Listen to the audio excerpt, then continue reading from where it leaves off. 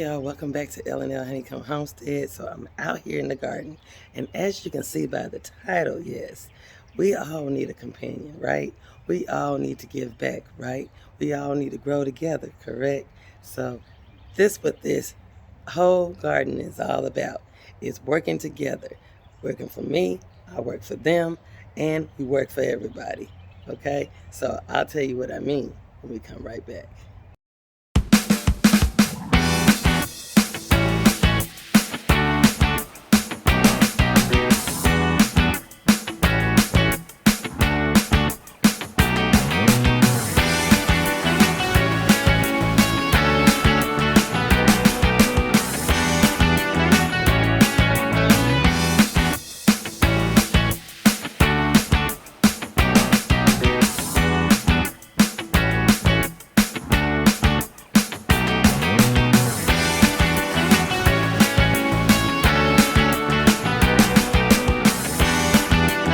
Okay, y'all, so I've been out here early this morning doing up a battle plan and trying to work and see what's going to be good for everybody, including me, the plants, everybody. Okay, so as you can see, I fluffed the soil all over again, right? And over here, as you see the stakes, you see the sticks over here as well too. So what I am going to do over here in this bed, I know I probably said it more than one time, but I want y'all to really hear it. Because you do a lot of companion plants, it helps with and benefits everything that you do in your garden. Ecosystem, everything, insects, everything is going to be working together if you get companions for each and every one of the things you put out in your garden as far as vegetables. Okay, so remember I was telling you about the beans. Okay, and over here you got your peas. Okay, and then here you have peppers, hot peppers, and then there'll be bell peppers, and then there will be tomatoes. Each one of these vegetables that I am calling out are companion plants. They're all companions. They all work together. They all benefit each other. Give you an example. If you're planting tomatoes near peppers, right, that tomato bush is going to keep that bell pepper shaded. Vice versa, if it's too hot. Okay? The peas. If you plant your tomatoes near peas, that nitrogen is going to help those tomatoes, and vice versa. They're going to get their nitrogen, right? So you won't have to overdo yourself. Don't overwork yourself. Make it easy, not hard. You can Google this stuff up, y'all. I did a lot of studying, okay? A lot of studying. And it's successful. Then you can get your flowers. And you can plant your flowers in between the rows on the perimeter of your garden. That's going to help your vegetables as well too, and bring in pollinators. Any of your flowers on your vegetables, before they get ready to sprout out that vegetable or fruit, is going to get pollinated. Okay, it's going to get pollinated. So in this bed, and as you see, I got it kind of spaced in between here and there and in the middle. Okay, we're going to have peppers, we're going to have bell peppers, and we're going to have tomatoes. And it's going to be working that way. Okay, we're going to work that way all the way. Okay, until I run out of all the tomatoes that I grew out and all the peppers I grew out, and so forth and so on. And as we go on down, if there's more room, then we're going to grow something else that's going to go with that. Or it could just be a bunch of flowers. Or you can put flowers in between. Okay, so that's what's going to go on in this bed here. I might end up putting some tomatoes inside the cinder blocks as well. Working on it, thinking about it. Now over here, I fluffed up the soil, and I'm going to see what grows well with beans, okay? And the cucumbers, okay? That's what's going to go in these barrels. That's what's going to go in between, and we're going to work on both sides of this bed here. So you know I already got corn growing here. So what's great with corn? Beans, right? Yes. what's over here? Beans. See what I'm saying? We're going to have everything working together. All right? So that's what's going to be going on in this bed. That's what I'm working on today. And it's going to rain, but I will be putting some more stuff out. Okay, so yesterday, I was talking about this and smothering out the weeds. Well, I have my daughter here, and she came out here and she helped me out. Thank you, Tabitha. She helped me out, and she put some of the straw in between each one of these vegetables. So here you see the onions, and then in between the onions, I have my cauliflower, and then the onions again, and then I have my kale. As you can see, I'm going to push you a little closer so you can see. All right, we're going to start back. So here are your onions, and then in between the onions, I have my cauliflower. It's real little, but you can see it. And then you have your onions again, and then I have my kale, and then you have your onions again, and then I spaced it up enough for the cabbage. And then I put straw there, and that's going to suppress those weeds and to keep them weeds from overcrowding the vegetable. So that's what Tab did for me yesterday. Okay, and then here I'm going to do the same thing on both sides with this straw. That's going to keep everything at bay. It's going to make it neater, and it's going to keep that hydrogen, and it's going to keep nitrogen. It's going to also keep the weeds from growing up in the crops. It's going to also retain water, so when it rains, it won't get muddy or anything like that and drain out the plant. It'll be able to absorb enough water and keep the moisture in the soil. So here again, I got those beans, and I will be planting something close to those beans because they're going to shade whatever I put along here and so forth, like that. And then as we go down, we'll have those cucumbers. I will be putting something that's going to mate with those cucumbers. You don't want to put something near your vegetable that's not compatible, that's not going to work. One might take all the nutrients from the other. You want to look for things that grows well together.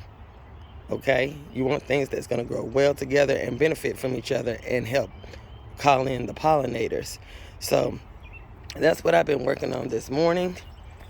And I'm going to turn you around so you can actually see what's going on. So that's what I'm working on. As you can see, I put those little cups on those peppers. And that's what's happening. Okay? That's what Lovey is working on. And I'm going to show you something. Also yesterday, I said I was going to remove those cups. And as you can see, I removed those cups. The lettuce is doing great. They are tall enough to stand on their own. I don't have to worry about them now because they're not as small. And then as you can see, I got the dill growing up in here as well. I will be putting straw in this stuff, y'all. So that's going to keep holding that moisture in there from water. So it would not overwater itself. You know what I'm saying? I want to have it where it can maintain its moisture. Same with the tire beds, with the corn, and so forth and so on. I'm going to be doing that all over the place with that straw. That's going to help retain moisture. And along over with the cinders right there, I'm going to put some hay off in those until my fruit starts producing. And then over here, I'm going to do the same. And over here, I'm just going to sprinkle it on over there because it's going to grow right above it. It's going to come right on up, right over, you know what I'm saying, the straw. It will not kill it. Okay? And they're doing well as in the beds. Everything is doing well. Yep. Okay, y'all. Yesterday, when I was telling you about this cup right here, when it had was knocked over by the wind and everything, and that little one, cauliflower, did not survive. Okay, I thought I had another cauliflower, but I had another cabbage. So I replaced that and put a cabbage in here. And I've been growing also indoors Show you. See that? That's the cabbage. Okay, so I've been growing indoors as well as I've been doing outside too. So I'm experimenting everywhere. Everywhere. Okay, so when I come on the channel and I'm talking to y'all, I'm not doing nothing to false anything. Okay? I'm letting you know that I'm doing a little bit of everything because I want to see what I can get better at doing. Okay? I challenge myself and I look and see how things grow out here. I'm steady watching and I'm steady studying and I'm steady learning and trying things out like, you know, I already know about the companion planting. I know about all the stuff that I had talked to you previously. What I'm saying is I like to have things. I'm growing things indoors. I don't like growing things indoors. I told you all this from all the time. I think all the time last year I stressed it. Okay, I do not like growing indoors, but I am growing indoors. Okay, I am. I got some stuff going inside. I got stuff going outside, and I'm also planting seeds outside. And I have my container winter sowing method going on too. So I'm doing all of it, and I'm trying to maintain it, and I'm working with it, and I'm doing pretty good. I got to pat myself on the back on that one. I'm doing really good on it, but it still remains. It don't change. I'm still liking my winter sowing method. I'm just challenging myself and seeing what I can do and more, okay? That's what I do. I like to challenge myself and see what I can do, what I can change up, how I can do things instead of having the same routine, okay? I like to change. I like change. I like changing. You know what I'm saying? I do. But when you're too comfortable, things don't happen right. But when something is going really, really good, keep it there. And that's that winter sowing. You know what I'm saying? So as I'm doing all of this, I say this. Do what's comfortable, what you're real good at, what that hand is really good at doing when you're out there in that garden. Don't go out here and be all willy-nilly and try all this stuff, right, and lose everything. Always have a backup. Always have a backup. I have backups. I was winter sowing and still winter sowing, okay? I got a lot of vegetables out there. I got it divided everything out. I was going to do a lot of that winter sowing. I started back in January. I also said I was going to do some by seed and sow the ground with the seeds, okay? With the seeds. And then I also said, well, I want to try another way too. And that is putting everything, just taking everything out and growing indoors, okay? I'm just distributing. And then I'm taking things out real early and let them get used to the weather, okay? I'm not just keeping it indoors. I'm not just, none of that. I'm taking little things and setting it out here. Yeah, they might be this small. They might be this small. They might be that about that big. But I'm experimenting because you're always hearing, don't take them out too early. You know, it might stunt their growth.